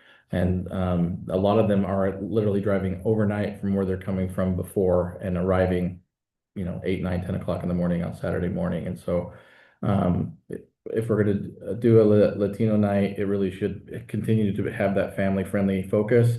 And we want to make sure that we're incorporating some of that as well. And we just don't know what that looks like yet, because we don't know what the availability of all those kid zone stuff would be. So there's some work to do on some of those logistics, but and we don't know how expensive or robust it might be in year 1 as we kind of make the shift if we go to this way. This costs the city about the same amount of money, I'm assuming, whether it's 2-day or probably a little bit more on that. We saw our cost return and it was a day before we got a little bit better cost return this year than we did last year for saving cost savings in personnel and all kinds of areas. So Okay. probably not gonna be a popular one here, but when I first read it, when I saw the Latino night, I'm all for celebrating culture, but it just seems like by default it excluded like half the population, just when you see that, you know? So I'm probably not gonna be the popular one. Mr. Smith? I think it's just the opposite, that the Hispanic community has been treated like that forever, How, like what? that basically, Microphone, sorry. that basically, Landing Days has been for the Anglo community. But it's been for everyone. We're celebrating our Umatilla. We're celebrating the oldest community in Eastern Oregon. But there's never been any portion of it that's slanted towards half of our community. But there's never been a portion that's been slanted towards white or Europeans either. I'm just saying that it That's seems all like, the Landing Days is. that's What Landing Days is. is it? Yeah, it's about the expansion of westward culture. It's about celebration of Umatilla in our community. And yeah, we are the oldest community, and if you go back to history, yeah, I understand that, but it seems to me we're a community of a very diverse community, and it's a fantastic thing. And by doing that, to me, it seems like we're saying, hey, here's tonight for you, but not for you. But there's never, anyway. I mean, I'll go to the team. Okay. I'll go, okay. You're just trying to say that you're encourage bringing Latino bands and Yeah, just I'm all for that. to mix it into And we've always be a had. community, maybe just not the label. But you're all for bringing the bands for. I'm the good community, with for any of the everybody bands. I coming. love, food and all that stuff, but I'm just saying Yeah. that by calling it Latino night, it seems to me that we're excluding that community. That's all I'm saying. So, and I might be in the minority here, but No, I just, I get. Well, hold on, Chair recognizes Mr. At the same time, we are doing something new, so we need to label it to let people know that it is something that possibly ongoing. It gets to where everybody knows Friday night is more oriented towards Hispanic music, Hispanic culture. But right now, I think that announced to the Hispanic population in Umatilla, it's necessary. We need to say that we're making a change. Your comments, Mr. LeBlanc, you have anything to add to that? I don't at this time. Ms. Bumper, do you have anything to add? No, I just, is there a way we can say it so that anybody can go? I don't know how to do that. can't we just call it even just cultural? Hold on, just a second, appreciation? it's not your turn. Ms. Bumper, could you please continue? What? Do you have anything to add? Or are you done? No, I just, because I would probably go too, but I'm worried that there's a lot of people that would want to go, but wouldn't think that they could go. So, just to make sure it's everybody too. Yeah, Thank you. yeah, include everybody. Ms. Miller, do you have anything you'd like to add? Okay. And then Mr. McLean, do you have anything you'd like to add? Staff, do you have anything you'd like to add? Well, yes, everyone is welcome regardless of the name. So I hear what you're saying, changing the name, but if maybe, if you want to experience what Latino bands are, it's just a genre, but that doesn't exclude anyone welcome.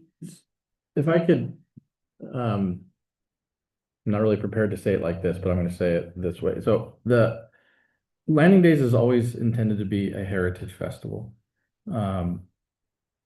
And cultures identify with music and dance and socialization more than really anything else. And so when you look at history of the country, history of Umatilla, I mean, we used to be called Columbia Landing and Umatilla Landing, drop the landing, and then just Umatilla. That's why this is Landing Days, the landing state, because we didn't have those bridges that cross the river. And so it's meant to be that history of our heritage and our history.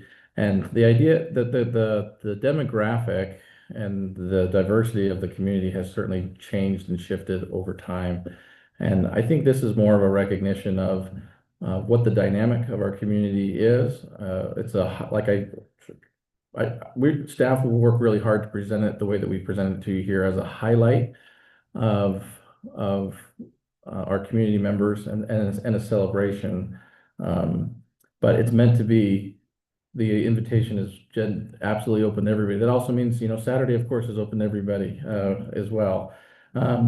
But from a business standpoint too, it genuinely, the Latino night at the fair was highly successful. There's really good data on it and there's some good reports on that as well.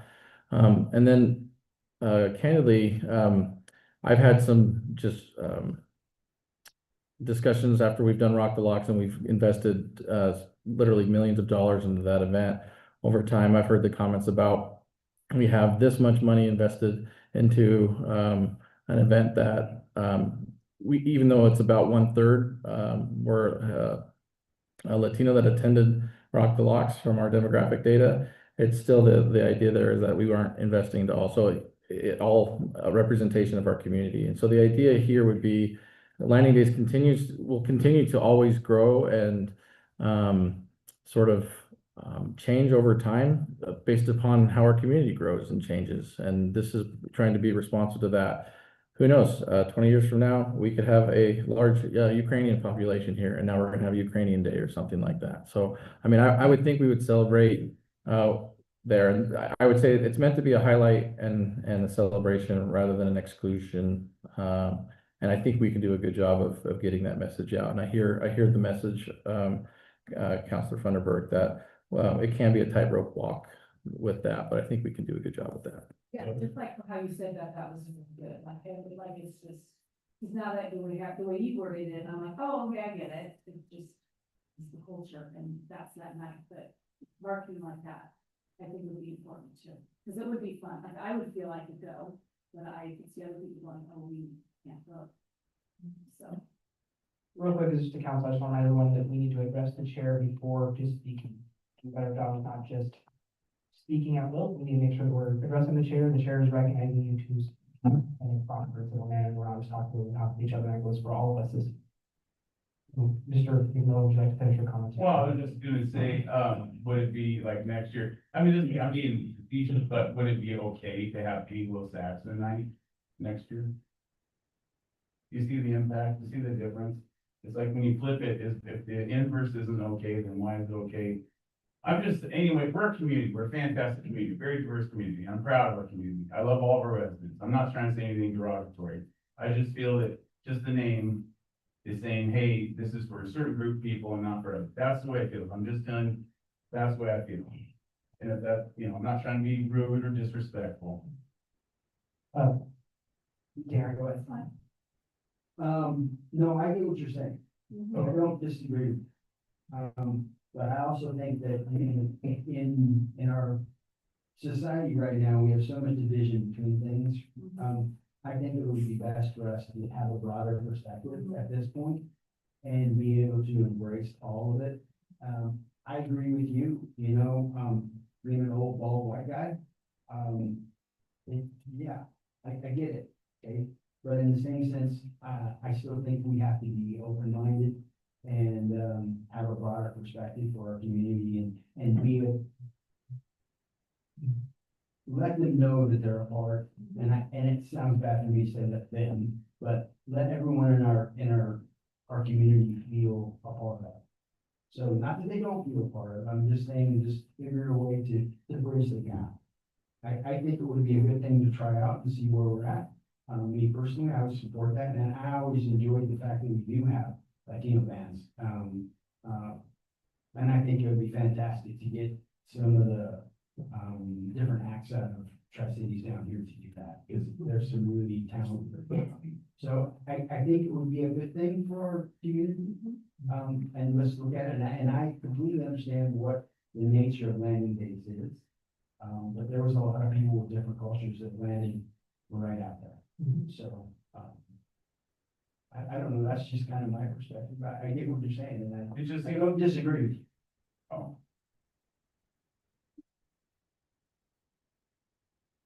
Any further comments for anyone else? It just seems weird to add anything that has to do with ethnicity at all. Sure. That's all I'm saying. Because we, like I said, we are Umatillans. We're a community, and that's what we are.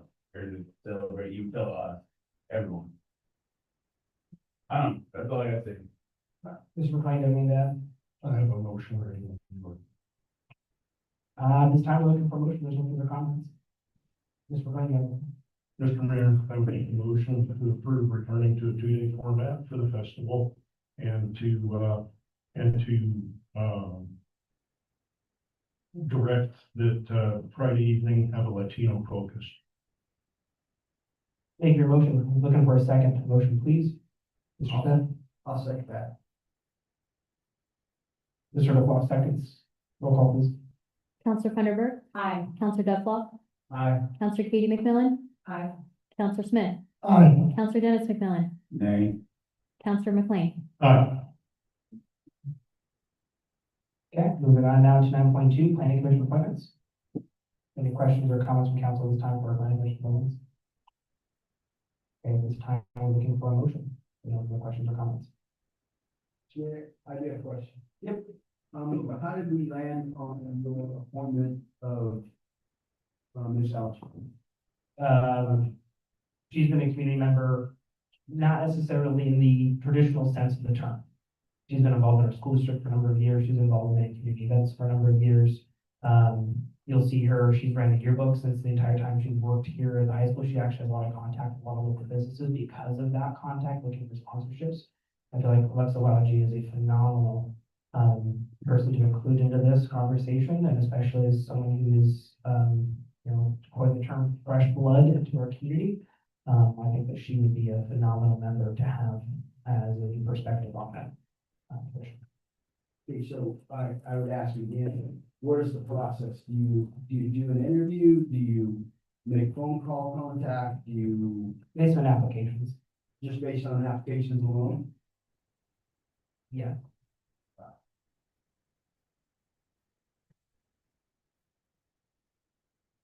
Any looking for motion this time, or go ahead? Why has there been such a lack of transparency? I actually respect this young lady coming up here and speaking the last time and stuff, and she seems like a really nice person. I'm not against your choice. I'm just asking why has there been such a lack of transparency the last few times? And last time we got things with Texas straight across the deal, and hasn't been. Because those are redacted information. Well, why- That's individual, like personal information to protect the privacy. That's not idling. That would be the same thing as being like, hey, let's broadcast your mailing address and any other contact information. Let's put your phone number on there and let's put all the other stuff. I think he was talking about, Mayor, that all that information was redacted just on the agenda bill. We had X name, we didn't have a recommendation at time of Oh, public. is that what you're saying? You're talking about what's redacted on that? On the thing I saw in the agenda, it was redacted. Yeah. Is that what it's for? Yes. Mr. Default. Go ahead. Well, so, the question is, in looking at this, it honestly sounds like a popularity contest. And if you don't work for the school district, you don't win an appointment. So I don't feel that it's appropriate, that the only Then vote no. criteria we have is that. Then vote no. I will. Okay. Ms. McMillan. I think what Dennis was trying to say is, not the information redacted, but why, how come you haven't put your recommendations, in the past, how come you haven't put your recommendations in there? Sometimes I did, and I just didn't make it in time for the agenda. Because it's just been the last few times we haven't known who you. Yep, that's on So, last time. I know that, but I think that's. Yeah, what you were kind of that's your wanting to know, point, right? yeah. Mhm. Like, then. Yeah, it didn't seem like there was any actual recommendation. Yep. But there was in there? There was. Yeah, I sometimes give them, either I give them later after I saw that the email came out. Well, I guess like the last one, there was nobody in there, and then at all, there was no recommendation whatsoever. Like I could be incorrect on that. Gave one, but I'm not sure if Zach got it in time, or if I didn't give it in time, I'm not sure, but I gave one. But I didn't see one. But Yeah, okay. There was not one, at least in the agenda packet. And that very well could be my fault, not doing it in a timely manner, and that most likely is the case. However, I did select it up for all situations. This one. Yeah, I just want to be stimulating. I'm just concerned because this is like, I don't know how many years, 4, 5, 6, 7 years I've been on here and on city council. And usually when it's been presented, where there's been several names given, options for us to choose from. And then in the past, the mayor said, I'm recommending these. I'm recommending these to people. And then I think that was the word that was used. And then we basically said, we said, well, we see this one person, but, we debated it and talked about it, but I don't remember ever, the mayor before saying, this is the person I want. It's always been this the person that the mayor is for. There's sometimes multiple different seats that are open, but it's always been a mayor selected. But then we've had a discussion about it, and they listed it, and then we've had a discussion about it, and they said, okay, well, it sounds like you, this person is not who you want, then, I'm willing to look at this, there was more people, and then we'll to look at those. So what's gonna happen if you don't get your nomination with this one? Then we're at a deadline. Then we'll come back and vote on it again. You come back with what? Date will go out, applicants will be resubmitted. They will go out public again, the other people can resubmit, and I will look at that list, and then I will give you my recommendation. So, but we can give like, several, No, I will give one, oh, because there's one available spot. Any further questions from council? So is there a way, instead of just having them submit their information, the application, can we actually invite them and you could interview them right in front of us? So there's full transparency out there. yes. We can see why you're recommending this person. We can, maybe the ability for us to ask any questions, but that way everybody's here. We're not going just off a piece of paper, and then maybe you can make a decision if that's still what you want, that one person, after interviewing them. I'm not sure, what does the charter say, Mr. Doctor?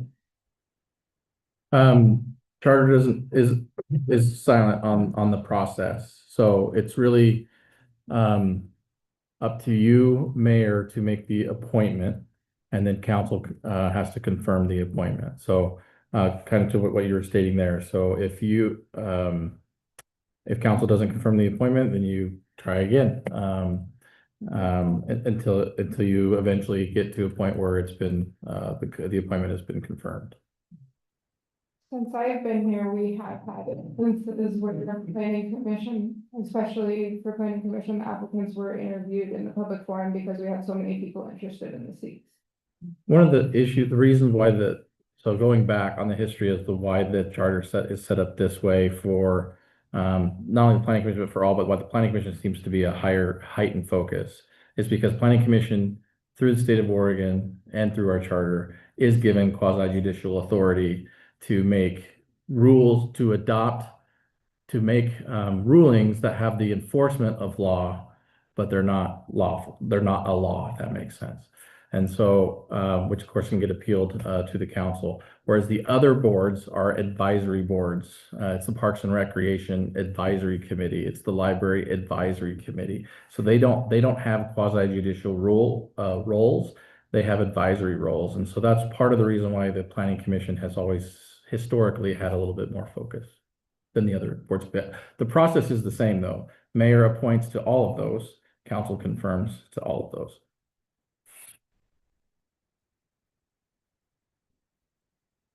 So, sorry, go ahead, Ramon. Yeah, so Mr. Mayor, like, I got a question too, so. According to what you're saying, the last few times you put, this Miss Luigi, for your nomination, right? And, several times I know that she's been, the council said no, right? So are all the other applicants, like, are they not qualified in your opinion? Is there some reason that you wouldn't just say, hey, look, we'll just move on to the next candidate and anything like that? Is there a reason? Because I can pick one. So right now, that's my current pick is Alex Lodgy. I'm not gonna give comments on my second place person right now, but this is not even my first pick. I have a second place person, and if they apply, they have a potential chance of doing that, but I'm not going to discuss that. Okay, but if we again vote no, isn't that kind of saying like there's 6 people saying, hey, we, for whatever reasons that we choose, we decide we didn't want your selection, you're just gonna keep doubling down and just, is that your kind of, is this where we're gonna No, be at? no, I'm just waiting for other applicants. We have one currently right now that Alexa Lodgy, I believe, is a better candidate. Especially after her testimony that she gave at the last meeting, I think that she is a good candidate and don't want to diminish the other person who I believe would be another good pick, but there are other options out there, especially in this last go around, that I did have a hard time considering. I did sit down and read through those applications and do some further research on them. I think they would be a good candidate as well. And I just think that it's a conversation that this is something that is one of the powers that I have as mayor. I'm going to fully exercise that power. Go first. So, it really was quite nice to have, you know, the opportunity to have, an applicant talk. And if you're an all-way person, I do believe the city council, as a whole would probably say, you know, a more interactive, more collaborative approach with a, you know, interview panel would be a really great step forward rather than a redacted piece of paper. Yes. You know, for future things, just. Yeah, that's the way we can consider moving forward. Ms. Funderburk, do you have anything like to add? Yeah, I just want to say I'm sorry. The last time I talked about that we did this, it was not a planning commission person, it was something else. It just came to my brain. So I want to say I'm sorry. You're totally good. Mr. DeFoe, do you have anything like to add? No, the only thing I can add was I was just curious about the process, that's all. I understand that. Thank you for your questions, I appreciate it. Mr. Miller, do you have anything like that? I'd just like to feel more interactive, like we were talking about in an interview, just so that way there's more than just the paper, even for your knowledge. I mean, you know, you stated that you were just by what you were reading off the paper, but there's so much more to people to reading off that, and who knows? Even getting the things you want in here and everybody else hearing more, maybe that would even make a difference too, but I'm just saying, versus just what we have on a piece of paper, there's so much more to a person than just one thing. So, Mr. Smith, anything like that? Yeah, sorry. I feel planning commission is very important. Bruce and I both chaired the planning commission in the past. And I think we really need to be more serious about who we put on there. We need to seek out better candidates. And I believe that a format of interviewing them like was done for my appointment to the city council would be appropriate. Mr. Bell? I don't really have anything, honestly. Mr. McLean, anything to add? Okay, at this time, we'll look for a motion. Mr. Mayor, I make a motion, we do not accept the appointment as presented by the mayor at this time. Thank you, Mr. McLean. Can we get a second motion, please? I'll second Can we go roll call, please? Counselor Funderburk, Aye. Counselor Duffloff, Aye. Counselor Katie McMillan, I, Counselor Smith, Aye. Counselor Dennis McMillan, Aye. Counselor McLean. Thank you very much. Moving on now to 9.3 resolution 152026. I apologize, Mayor. Go ahead. We can go with the motion that you had, but generally speaking, a best practice motion is going to be motions made for the affirmative. So you'd make a motion to the affirmative, and if you wanted to vote against the affirmative, you would vote against the affirmative rather than a motion to the negative and then affirming the negative. But we can go with what we have there if we need to, but generally speaking, that's the training that we receive on those motions. I apologize. Okay, we'll fix that motion real quick. Can I get a motion, please, Mr. Smith? Yes, I moved that the approved Mayor Sykes of the legal Alexa Logie to the Umatilla Planning Commission. Thank you, Just a sir. moment, sorry. hi. Joelle Lyons, Antley City Attorney. I think for the purposes of the motion, it is best to let it lie as it is now, and that's my recommendation. I recognize that it's best practices. Maybe if there is no motion, we just silence would be the best practice for forward. But I think the most important part is to know what the is.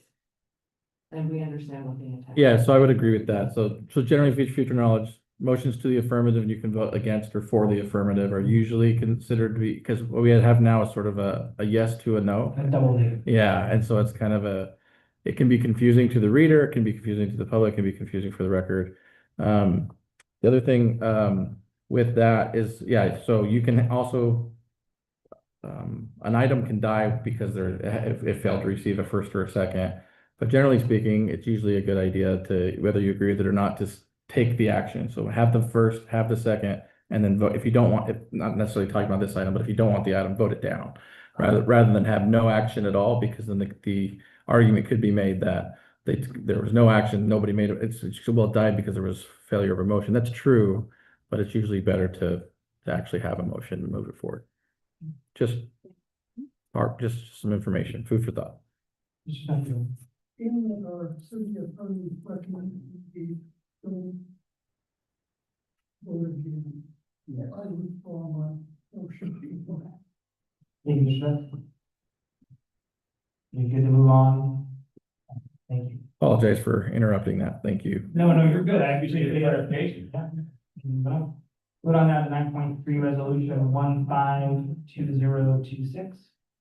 A resolution authorizing the city manager to sign a sanitary sewage easement agreement with Amazon Data Center Services. Yeah, so the city entered into a sanitary sewer agreement with Amazon for the PDX 63 campus off of Lynn Road back in 2019. One final item that we still needed to complete from that agreement is Amazon granting the city an easement along 2 parcels. What you have tonight is the easement for the south parcel. There will be another easement agreement that is coming. That one required some additional coordination with UEC, just on logistics for our Power City and Brownell project, but that has been alleviated.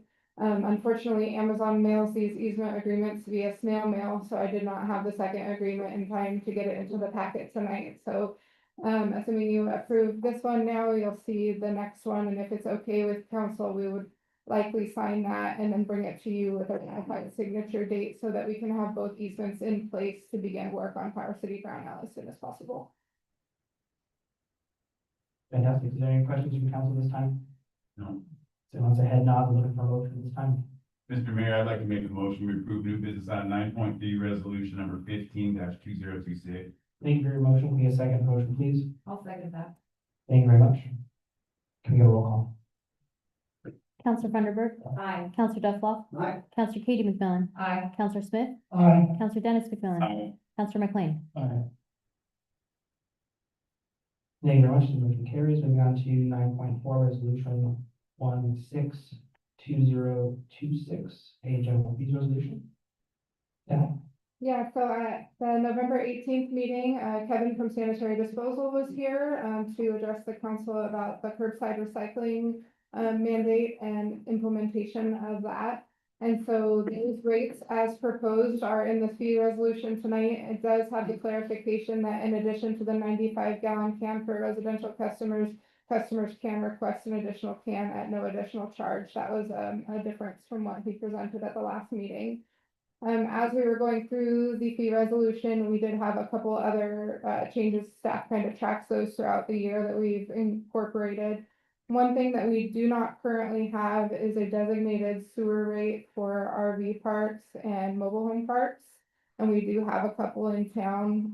Basically, the way that those are getting assessed right now is the same as all of our commercial or industrial property, where we look at their water meter usage and charge a 6-month average rate based on 7,000 gallons. And that's proving to be extremely expensive and disproportionately raising their utility bills. And so we did some research on what other municipalities are doing in those situations. And for the mobile home parks, we've seen really a variation of them charging between 85 and 95% of the normal sewer rate. And so we made the recommendation in the middle at 90% of our flat rate. And then per 7,000 gallons, as we've been doing. And then for the RV parks, because those are typically shorter stays and a lot less flow, most of those are much lower, really between 15 and 35%. So we recommended the 25% rate on that. Another thing that we just missed and don't have in the fee resolution are color printing fees for the library. So that's a very minor item, but we do have requests for those. So we've added that in. And then as well as changes to our rental fees for the community center, and then increased fees for the RV park nightly stays. It's been several years since we increased the stay at the RV park.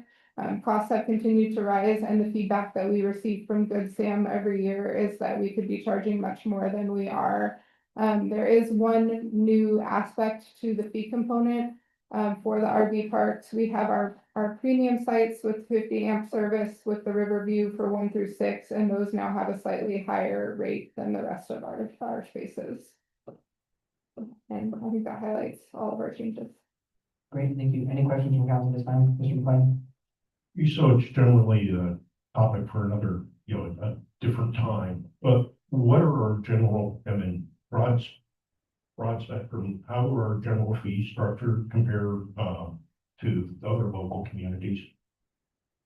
I guess it probably depends on the category. Most of them are pretty similar. Obviously, when you look at utility rates, that varies quite a bit because people will set them up very differently. Some of them are flat, some of them have what we have, which is a base plus consumption. There are some communities that try to reward conservation, and so the higher you get in your water flow, the more money you're paying. That's what we see with our neighbors in Hermiston.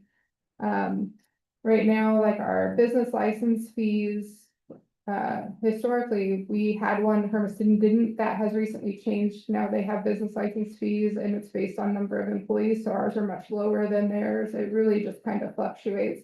But anytime that we do bring these fee changes, we do try to research with other municipalities to find the closest service, comparable service that we can. Thank you. Yeah. Mr. Smith? Is there a process by which we raise rates for water and sewage in general? Because I remember 10+ years ago, we raised, It was a big jump. I was here. I've been here for 13 years now. Okay. Yeah. Well, it's not been increased in 16 years. Yeah, when I started, it was like 1997 was the last time, and I started in 2012. Yeah, so currently what we do, we did have a SCC and utility rate study done, I believe in 2019. Now it's been several years. And so what that study recommended was, again, initial bigger increase in that first year, and then incremental increases in the following years, ranging from starting at 6% and then down to 3%. We typically look at those fees once a year as part of, I guess, in conjunction with the budget process, so that we can forecast what the revenue is going to do the following year. And so that's why we're not proposing anything here. We've already set the rates for this fiscal year, and then we'll come back to council in April with recommendations for the following July. The last 2 years, I think this past year we stayed at 6%. The following 2 years, we actually went 1% higher than what the studies said because of the inflation that we were experiencing. Our inflation estimates in our rate study were a lot lower because we hadn't seen anything like we did in the last 2 years. I just remember all of a sudden everybody knew who was on city council. And literally was getting 20 to 30 calls a meeting. And I didn't mind taking them because it was my job. It's what I volunteered for.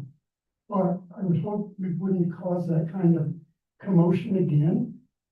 And you answered my question. Yeah, we're trying to be much more proactive about smaller incremental increases. People love us more.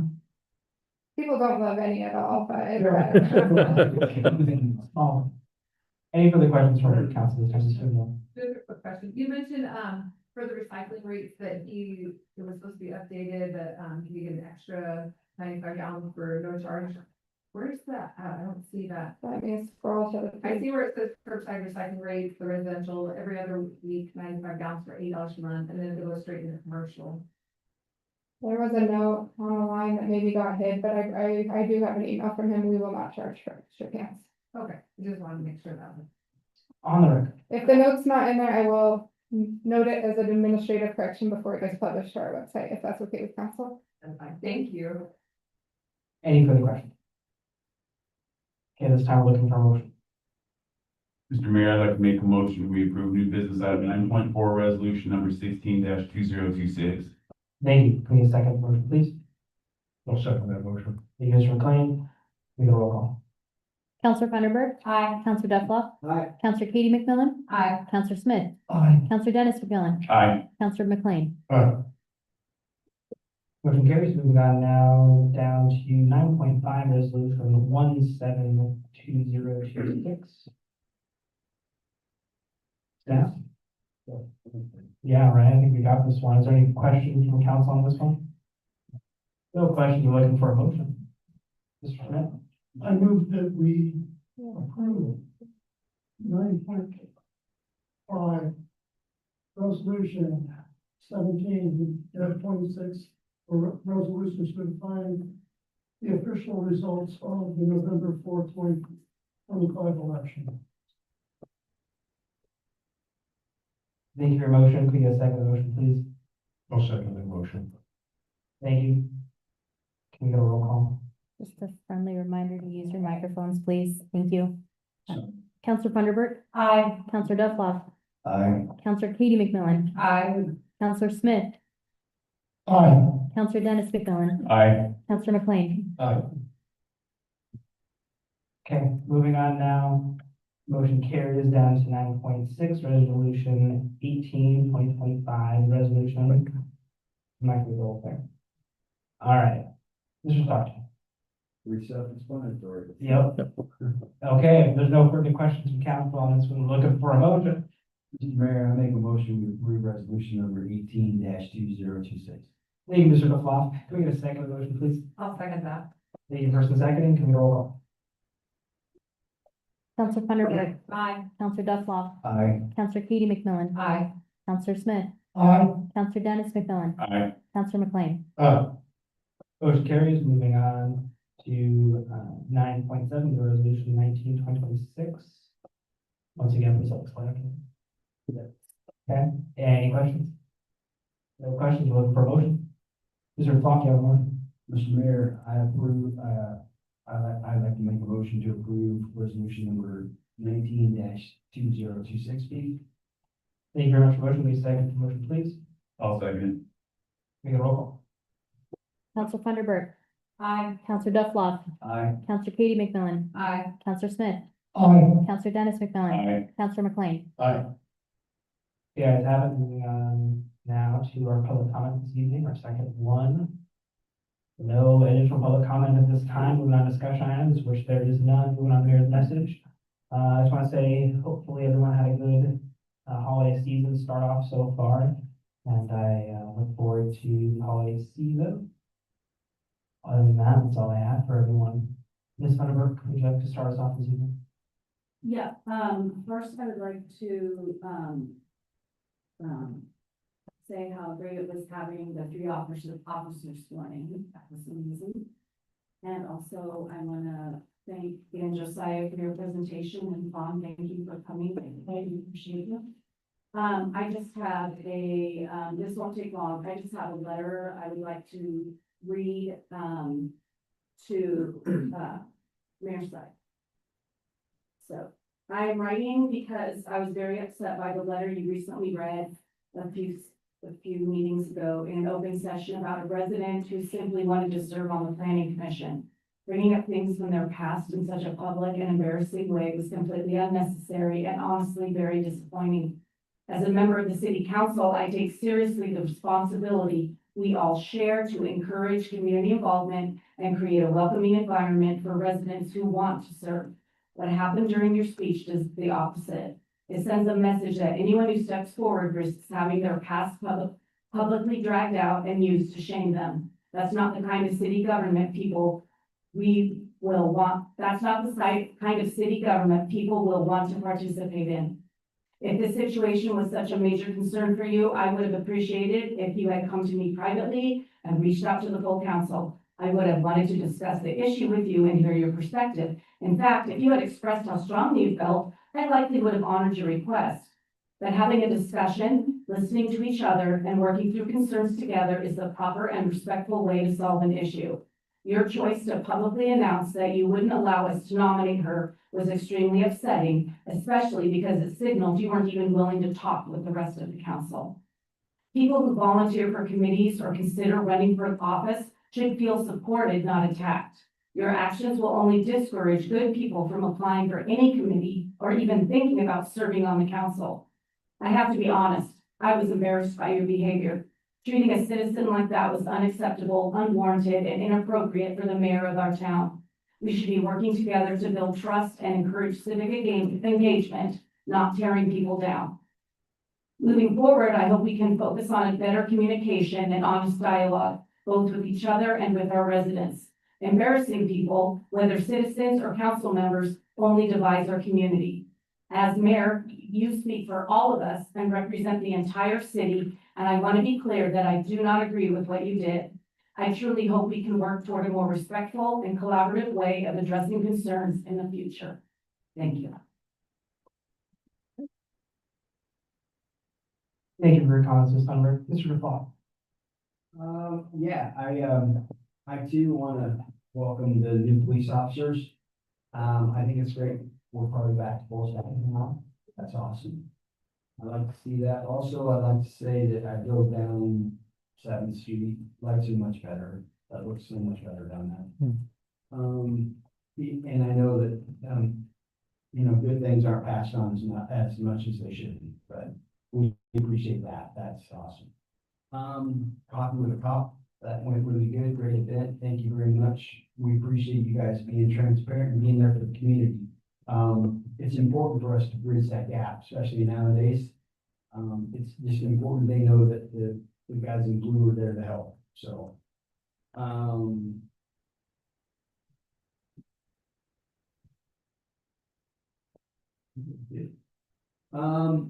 I too want to express my concern about the message that was sent from their side. I'm concerned about the direction that it's going with the statements involving citizens in our community. I feel that he brought a personal attack on a character of community member during a public meeting. I don't believe this is the right forum for that. There's appropriate ways to deal with measures, and I would hope that you actually, that was my concern tonight when I asked about the process. You know, did you Google these names of these people too? Did you find any speeding tickets they may have? Is there anything lurking in the closet that maybe one of these people had put in, because they deserve that same scrutiny that citizen got? I think I thought it was highly embarrassing. I do talk about generalities. When I speak about our citizens, I don't say names. That's completely inappropriate in my book. This isn't my position to sit up here and criticize individuals. Let's look at the process, not the people. I feel the actions are again way beyond the scope. I think in the 3 years that I've been sitting in this chair and watching you, and me previously being in that chair, I think that you're fighting for power. You're fighting for your role. Well, your role is a weak mayor system, and that's how it's set up. Unfortunately, your hands are tied and you can't do a lot, and I understand that, the frustrating piece, I get it. But this isn't the forum to learn how to flex your muscle, and this is my authority, and I'm gonna tell people when they talk and when they don't talk, and again, it's just expressing your power, and that's highly inappropriate, and as I said before, honestly shows that the lack of maturity for sitting in that position, sir, and I don't mean by age. We can't marginalize private citizens. The mayor's comments implied wrongdoing, including suggestion of involving a minor. Well, the reality is that if there was something involved, there was no minors involved. There was an action involving a minor, but not what you implied in the conversation, and that was completely wrong. And again, I think we have to look at the policy and the process through which we do things, not at the people. These kinds of statements erode trust in the public and to a public institution, especially troubling when elected officials have not yet completed professional development or training on public communication, ethics, and civility. Leadership must be reflective values, respect, and inclusion, not division. And to my knowledge, sir, you haven't received the proper training to be sitting in that position to understand what your expectations are in that role. So our city deserves leaders that unite, not divide. We still have to make tough calls, and I get that, and it's very uncomfortable to make those tough calls. But I truly believe, and I ask the council to take this matter seriously, and really be mindful of what discussions you have and the power that we have of sitting in this diocese, please. There should be no directions towards a person or a particular individual. That's completely uncalled for. So with that, I'll close. I thank you. Thank you for comments. Ms. McMillan. Thank you all for coming, and it's nice always having new people here and voice their opinions. We appreciate it more than you know. Just a couple things, Dave, I don't know if this is a Scott question or not, how do we go about getting a dead end sign? There's up on Washington Street with the new school and all confusion with the construction, there's been a lot of traffic going down that street, and then people turn around and because they can't get through, and I was just wondering how you go about getting like a dead end in down the place. Yeah, you can answer if you'd like. I can answer. It's all the same to me. Yeah, if you can hear me okay, we are continually looking to update the streets with new signs and signs that reflect what we need to do there. I agree with you. I was on Washington a couple days ago with the construction going on up there, and yeah, we need to make sure that we can at least divert that traffic. So yeah, we can certainly get something up. No problem doing that. But the short version to the answer though is how the process is to send a correspondence in writing over to the Public Works Director, and then the Public Works Director, based upon our approved Public Works specification standards policies that are there, it's has sole discretion to say yes, no, whether the sign goes up. So sounds like Scott's already done a lot of the same drive-by as well. Okay, do we need to send something formal, like an email or something still, just Please send an email. Yep, yeah. And a visa copy? Yep, send that to Scott. Yeah, that'd be great. Thank you. Thank you. I hope everybody had a great Thanksgiving, and I just want to reiterate, as far as my understanding, this is the only council meeting we're having this month. And so, I just hope that everybody remembers what this season is about. It's not about buying things. It's not about, giving your kids all kinds of things that maybe you never had, or shoving it down their face. It's about the kindness, being with family, loving no matter what, regardless, you need to love no matter what the situation is. It's not our place to judge anything. Just every day, just enjoy this time of year. Just remember, somebody took something you want, like a toy you're trying to get your kid. Don't go slap them around. As much as you might want to, don't go slap them around. Just love on them, Just remember that's not what the season's all about. Your kid's gonna love you. They might feel bad, but they're gonna love you even if you don't come back with that toy. So, yeah, I just can't reiterate enough. Just to love people, just to love them. And then, Ms. Fun, I do agree with your letter. I think it was very well written. I'm not gonna say much on it because you guys have already kind of, put a lot on it, but I do agree your letter was very well written, and I'm glad that you read that tonight. So you guys all have a great night. Have a very Merry Christmas, and we will see you later. Mr. Smith. I'm gonna try to be a little more positive. I really appreciated our 3 new officers, especially the one with 10+ years experience coming from Portland to be with us. That shows the standard. Boardman. I miss her. But still, it's nice that we can get somebody with experience. And I also appreciate that we have 2 more Spanish-speaking officers. I also want to congratulate Scott and David and the rest of the city staff too. You do so well to make this city a wonderful place to live. In this holiday season, I would like to thank all of you. That's all I have. Thank you. Mr. McMillan. All right. I just want to say that, to clarify, I do love my community and I love everyone here, and I wasn't trying to cause any riffraff with that thing there. I actually got, my point was to not cause division. That's what I was saying. I just want to say, anyway, I just want to be clear on that. I do love everybody. And, I'll just, oh yeah, make sure to be warm out there too. So like I have a little story this morning. I was at work and the heater in the truck did not work. So I drove 200 miles from here to Spokane in 28-degree weather, and I was literally frozen to the bone. So I love out there. It's gonna be cold. Yeah.